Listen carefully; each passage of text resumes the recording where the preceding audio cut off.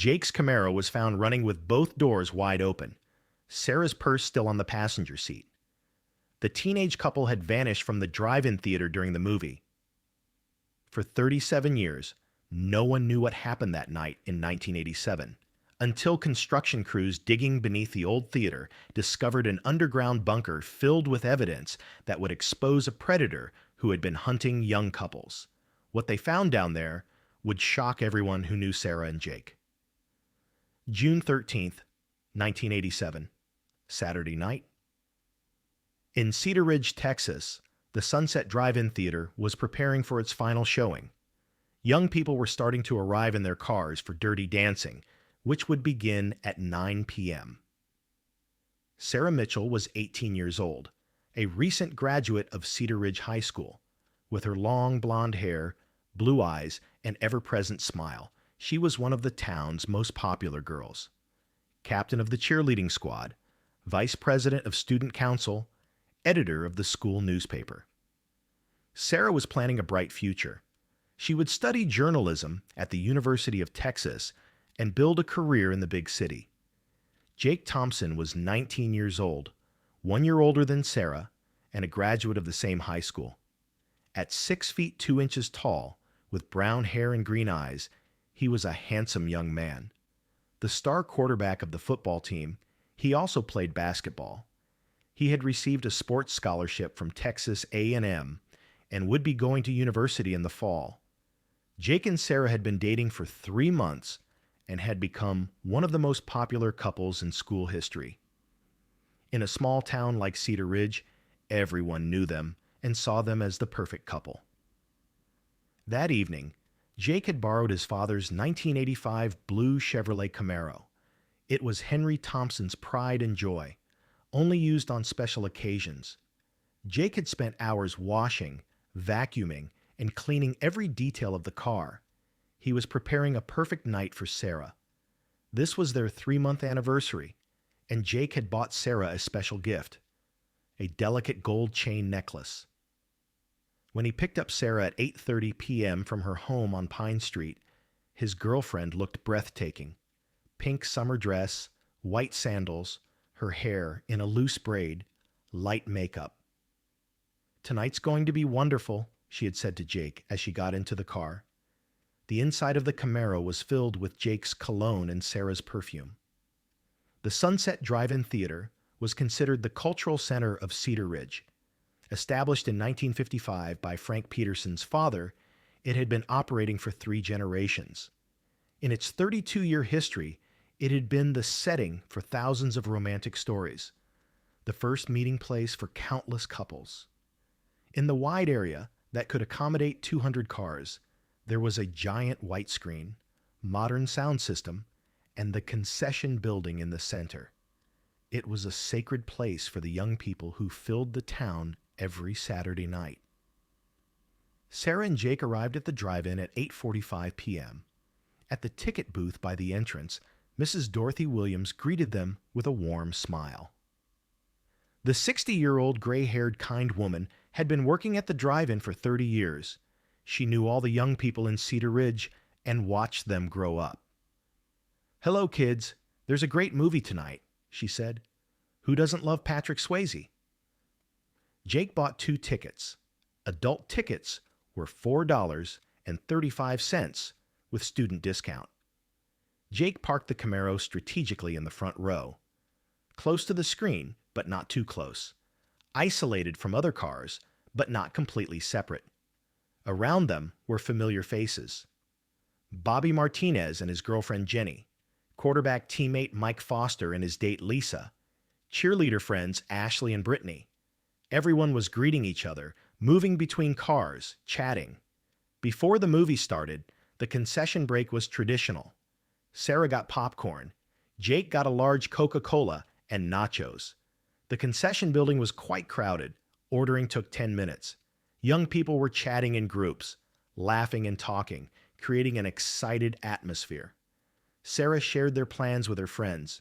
Jake discussed the football season with his male friends. It was a perfect summer night. Jake opened the car's trunk and took out the blankets he had brought.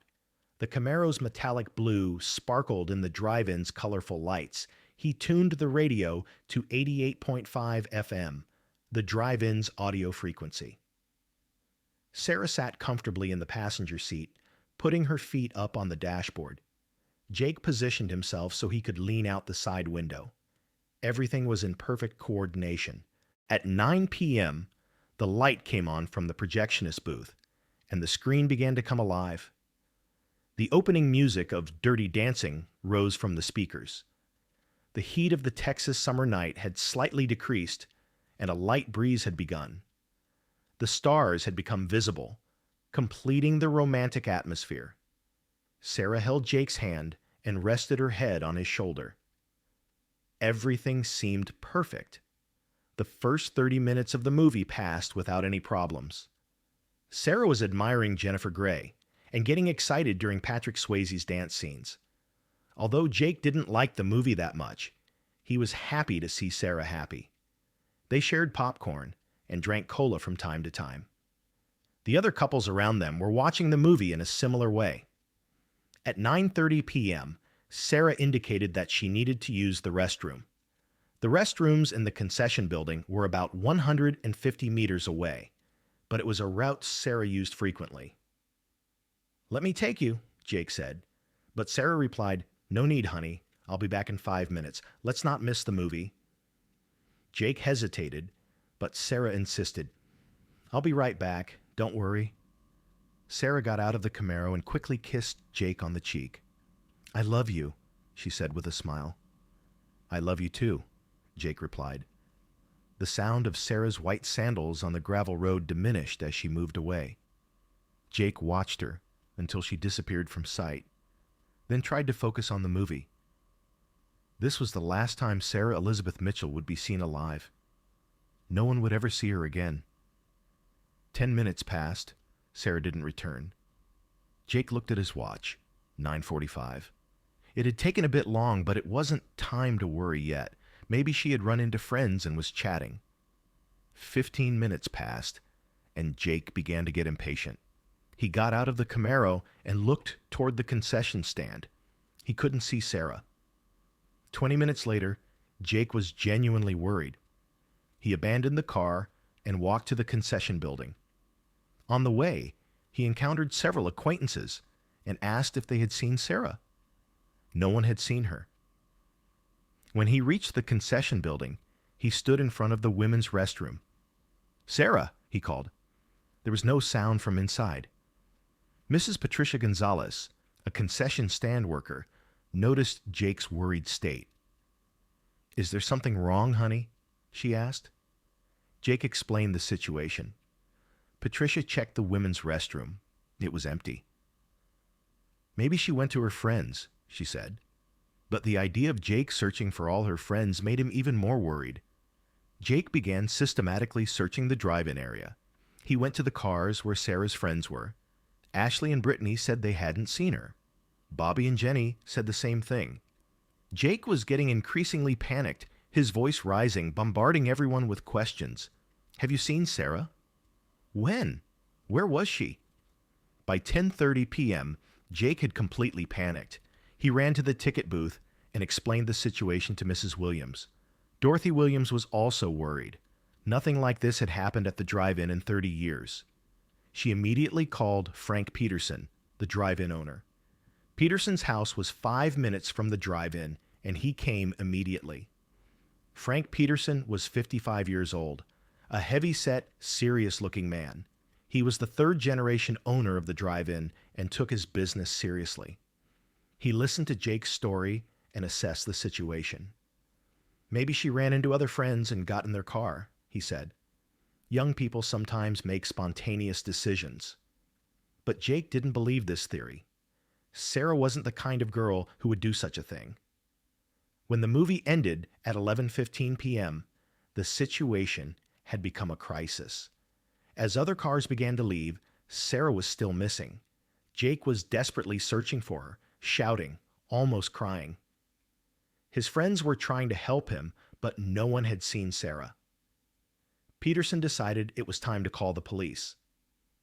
Officer David Martinez from the Cedar Ridge Police Department arrived at the drive-in at 11:45 p.m. Martinez was 30 years old, born and raised in Cedar Ridge, and had known Sarah and Jake since they were children. He knew both of them as responsible young people who weren't troublemakers. He took Sarah's disappearance seriously and immediately began action. The drive-in area was completely searched with high-powered flashlights. Under every car, behind the concession building, around the projection booth, along the fences, every square meter was searched. There was no trace of Sarah. She seemed to have vanished into thin air. After midnight, Sarah's family arrived. Robert Mitchell was 45 years old, a bank manager, and Linda Mitchell was 42, an elementary school teacher. They were very devoted to Sarah, their only child. When they heard that their daughter was missing, their world had collapsed. "Sarah would never do something like this," Linda Mitchell said through tears. "She's a responsible girl. She always lets us know where she is." Something has gone wrong. Robert Mitchell tried to appear calmer, but the panic in his eyes was obvious. Jake's blue Camaro was still parked in the front row, exactly as Sarah had left it. The engine was still running. The radio was still on 88.5. Both doors were open. Sarah's purse was on the passenger seat. In her wallet were $32, driver's license, student ID, letters from Jake, lip gloss, comb. The popcorn box was spilled on the ground. The Coca-Cola bottle had tipped over, its contents spilled. Inside the car were signs of a struggle. The passenger seat was pushed back further than normal. There were scratch marks on the dashboard, scuff marks on the upholstery. But it was unclear whether these were from Sarah resisting while being kidnapped or from her trying to move around inside the car in a panic. The Cedar Ridge Police Department officially classified the incident as a missing person case. Sarah was 18 years old, a legal adult who could technically act on her own decisions. The initial theory was that Sarah might have had a fight with Jake and left with someone else. But this theory was absolutely rejected by Sarah's family, Jake, and everyone who knew her. The first 48 hours were absolutely critical.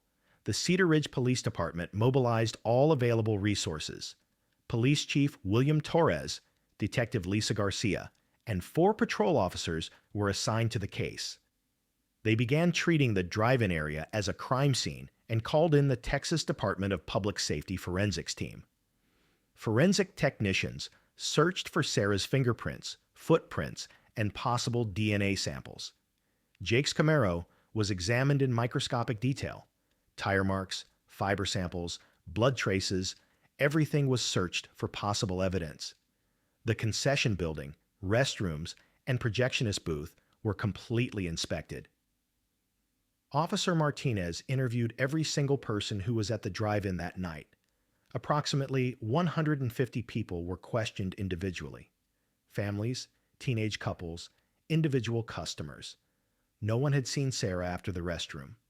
Drive-in staff, Mrs. Williams, ticket booth, projectionist Tommy Rodriguez, janitor Eddie Murphy, concession stand workers. None of them had noticed Sarah.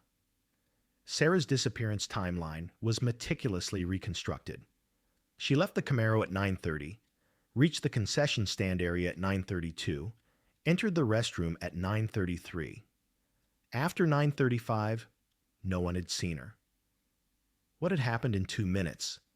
The forest area surrounding the drive-in was searched square meter by square meter. Texas Rangers K-9 unit was called. Bloodhounds tried to track Sarah's scent. The dogs lost the trail at the concession building. Sarah's scent simply vanished from that point on.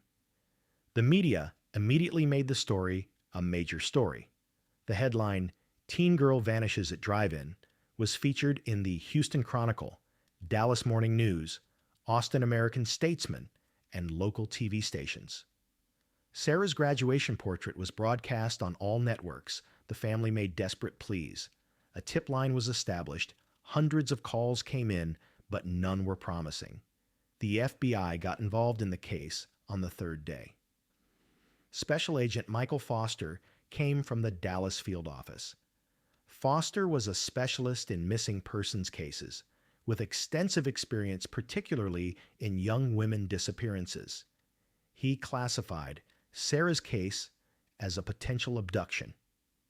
According to Foster's assessment, the drive-in was an ideal hunting ground for predators, isolated location, predictable patterns, vulnerable targets, young couples distracted, guard down, easy targets. The FBI searched the national database for similar cases. The FBI team put the drive-in under a microscope. Every structure underwent detailed examination. From the projectionist booth to the concession building, every area was inspected. Employee records were triple-checked. Anyone with a criminal background was investigated. Frank Peterson and all staff were given polygraph tests. Everyone came out clear. When the investigation was expanded, it was checked whether there were similar cases in the Cedar Ridge area. In 1985, a local girl named Maria Santos had mysteriously disappeared, but the case was never solved. In 1984, a Dallas couple had their car found abandoned on Interstate 20, but no trace of them was found. The possibility of a connection began to be investigated. Throughout the summer of 1987, the case remained active. Not a single clue about Sarah emerged. Jake Thompson was struggling with a combination of guilt and grief. The mantra, "I should have gone with her," was constantly repeated. He started therapy but fell into major depression. An effort was made to open the hatch by bringing heavy equipment. The lock mechanism was corroded but eventually broke. When the heavy metal cover was lifted, concrete steps descended downward. Rivera looked with a flashlight and saw a spacious room approximately 3 meters deep. The ventilation system wasn't functioning. The air was stale and had a musty smell. Safety protocols required immediately notifying the authorities. Rivera called the Cedar Ridge Police Department. The Cedar Ridge police chief position was now in Jennifer Walsh's hands. William Torres had retired. Walsh was a 20-year veteran. The discovery of an underground structure was an unusual situation that required proper investigation. Walsh arrived at the site within 20 minutes. Police Chief Walsh examined the underground room with a flashlight. The sight she saw shocked her. This wasn't a simple storm shelter. Concrete walls, low ceiling but spacious room. In the corner was an old bed frame, table, chairs. On the wall were metal rings, chain remnants. On the floor were stain marks, broken glass, fabric pieces. Walsh immediately contacted the FBI. This was clearly a crime scene that required federal investigation. Special Agent Patricia Gonzalez arrived from the FBI Dallas field office with her team. Gonzalez was an agent with 30 years of FBI experience, specialized in serial killer cases. The underground chamber was systematically processed. Forensic specialists examined every inch, photographed, and collected samples. The evidence findings were horrifying. The room was a prison cell, the location where victims were held. The walls were lined with soundproof materials. Ventilation was minimal. Escape was impossible. The most shocking discovery was items belonging to Sarah Mitchell. Her graduation ring, watch, and pieces of the pink dress she wore that night. 37 years later, Sarah's fate was beginning to be revealed. While the FBI sent samples for a laboratory analysis, they conducted additional searches in the chamber. Hidden compartments, subfloor areas, wall cavities were inspected. Belongings of other victims were also discovered. Men's watch, various jewelry, ID card fragments. This chamber had been a tomb for multiple victims. Agent Gonzalez began profiling the case. The location of the underground chamber, the layout of the drive-in, the demographics of the victims were analyzed. The operation was planned, organized, conducted long-term. It wasn't a single incident, it was a systematic hunting operation. FBI records from the 1980s were re-examined. Starting with the Sarah Mitchell case, all missing person cases in the surrounding area were analyzed. Maria Santos, the missing Dallas couple, even similar cases from other states. Common denominators were identified: young couples, isolated locations, no trace left behind. The major breakthrough came in documents stored in a hidden compartment in the chamber's wall. Old notebooks, photographs, planning materials. There were handwritten records, dates, names, detailed observations. These documents would reveal the serial killer's identity. From the documents, it was understood that the person conducting the operation was one of the drive-in's former employees. From the 1980s to the 1990s, he had systematically targeted young couples, kidnapped them, held them in the underground chamber, then murdered them. Sarah and Jake were just two of his victims. When FBI records were cross-referenced, the perpetrator's identity became clear. Ronald "Ronnie" Davis, born 1955, had been employed at the drive-in as a maintenance worker. After Sarah's disappearance in 1987, he had moved from town and relocated to California. In the FBI's old records, Davis had been interviewed but had provided a solid alibi. He was working in the projection booth that night. Dozens of witnesses had confirmed it. But now the documents told a different story. Davis had established an elaborate system. He selected targets, conducted surveillance, waited for the perfect moment. His job at the drive-in provided him with ideal cover. He could observe young people, gain trust, then lead them into a trap. Sarah's fate was also detailed in the documents. That night, as she exited the concession area, Davis had approached her, claimed he needed assistance, and led her to the back of the parking area. There, he had incapacitated her and transported her to the underground chamber. Sarah had been held captive for 10 days, then killed. Jake's fate was even more tragic. The following night, while searching for Sarah, he had returned to the drive-in. Davis had claimed to him that he had spotted Sarah and offered to help find her. Jake had fallen into the same trap. Both young people had died in the underground chamber. The FBI began to locate Ronald Davis in California. In 2024, he would be 69 years old. DMV records, tax records, Social Security were traced. Davis was living in the Los Angeles area, subsisting as a retired maintenance worker.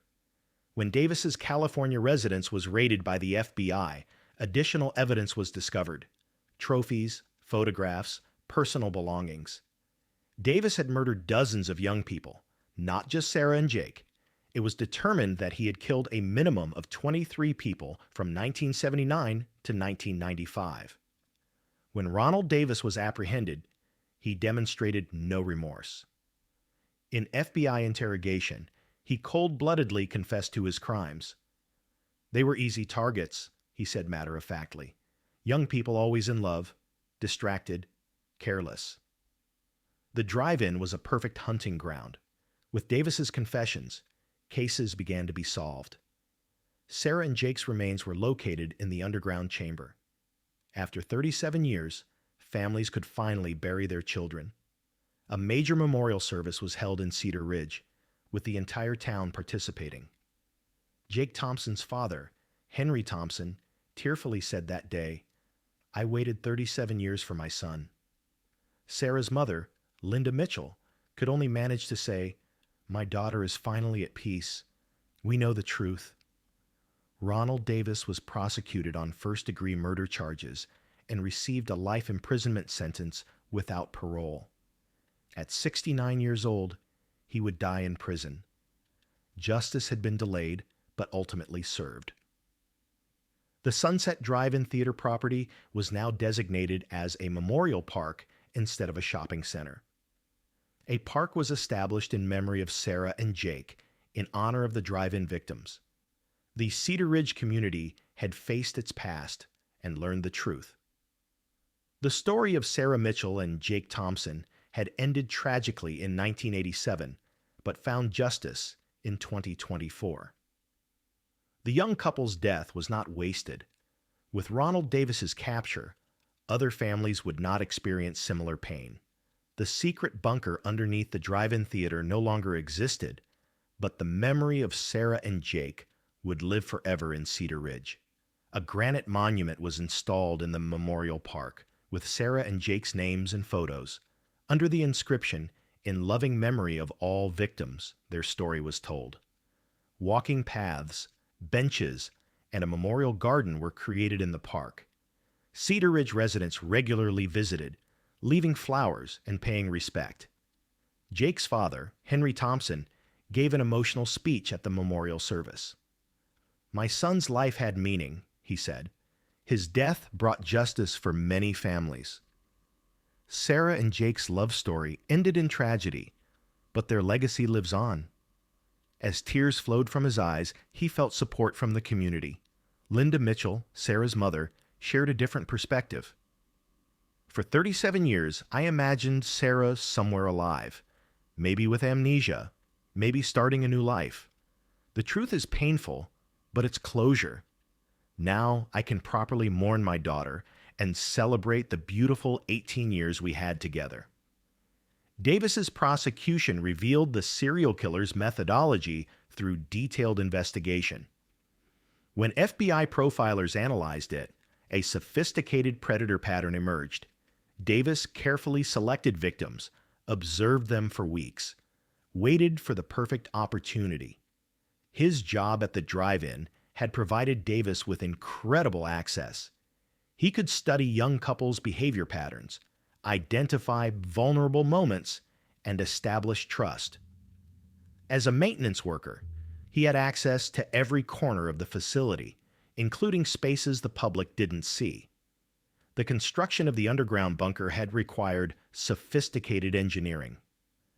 After Davis began working at the drive-in in 1978, he had systematically built the chamber.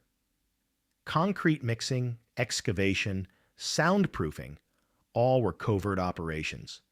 Nobody had suspected the maintenance workers' sinister activities. The FBI's psychological profile categorized Davis as a classic serial killer: antisocial personality disorder, lack of empathy, need for control. Exercising complete power over victims was his primary motivation. No evidence of sexual assault was found. The killing act itself was the ultimate satisfaction for Davis. When the investigation was expanded, connections were found to similar cases in other states. Colorado, New Mexico, Arizona, disappearances that matched Davis's travel records were identified. The total victim count was likely more than 30. Davis was classified as one of America's most prolific serial killers. The resolution of Sarah and Jake's case received major coverage in the media. Headlines like "37-Year Mystery Solved" were featured in national news. Dateline NBC, 48 Hours, Investigation Discovery.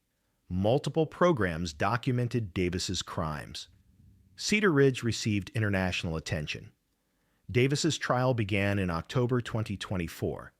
The prosecution presented overwhelming evidence: physical evidence, DNA matches, Davis's own confessions. The defense team attempted to claim mental illness, but psychological evaluations determined Davis was legally sane. The victims' families provided emotional testimony in the courtroom.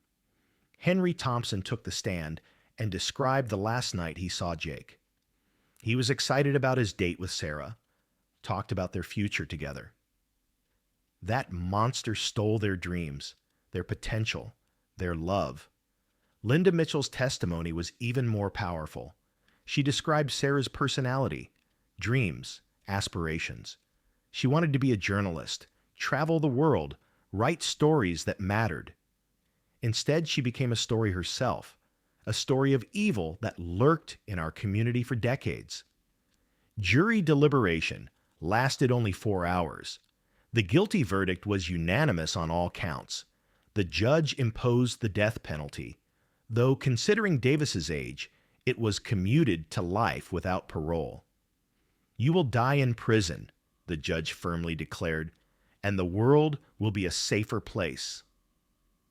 The Cedar Ridge community began the healing process. Therapy groups were established. Counseling services were provided. Many residents felt guilt. How could they have missed such a monster living among them? Professional help was necessary to overcome the trauma. The memorial park became a major gathering place. High school graduation ceremonies were held there. Community events were organized. Young couples made marriage proposals in the park. Life was continuing. Hope was triumphing over darkness. Modern technology advances had played a crucial role in solving Sarah and Jake's case. DNA analysis, digital forensics, database cross-referencing. Tools that weren't available in 1987 delivered justice in 2024. Technology was providing new hope for cold cases. The Cedar Ridge Police Department learned major lessons from the Davis case. Detective training was improved, interagency cooperation was enhanced, community awareness programs were implemented. Never again should such a predator be able to operate undetected. Although Sarah Mitchell and Jake Thompson's love story found a tragic end, their memory inspired Cedar Ridge to become a better, safer community. Their deaths were not meaningless. Justice was served. Other potential victims were saved. At the site of the drive-in theater, the Memorial Park now welcomes visitors in a peaceful atmosphere. Children's play areas, family picnic spots, walking trails. A space that celebrates life had been created. Light had overcome darkness. Every year on June 13th, a memorial service is held to honor Sarah and Jake. The community gathers, shares stories, preserves memories. The beauty of young love is celebrated while remembering that evil is ultimately defeated. Ronald Davis spends his remaining days in solitary confinement at a supermax prison. No visitors, no privileges, no human contact. The justice system kept its promise. He was forever isolated from society. He was facing the consequences of evil. The names Sarah Elizabeth Mitchell and Jake Michael Thompson are now remembered as symbols of courage and perseverance. Their tragedy brought closure to other families. Their memory protects future generations. Love wins in the end. Evil is defeated. Justice prevails. In Cedar Ridge, at sunset, the memorial park is illuminated with golden light, and Sarah and Jake's monument stands in a peaceful glow. Although their story found a tragic ending, their love is eternal. Their memory is sacred. Their legacy will remain powerful forever. This story shows us that truth always surfaces. Justice may be delayed, but is never denied. And the power of love is stronger than evil. Although Sarah and Jake were lost 37 years ago, their spirit will remain forever alive in Cedar Ridge, reminding the community that we must remain vigilant against darkness.